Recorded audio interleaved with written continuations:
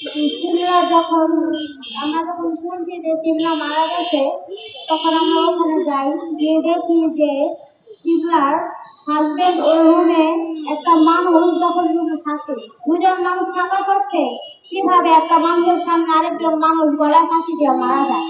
আর আমাদের কথা হয়েছে যে সিমলা আমার চাচিমার সাথে 11টা 30 মিনিটও কথা বলছে যে আম্মু আমার টাকা পাঠাও, আমি আয়সা করবো। তাহলে যে মানুষ বলে যে আমি আয়সা করবো সংসার করবো না, ওই মানুষ কিভাবে গলার ফাঁসিটা মারা যেতে পারে?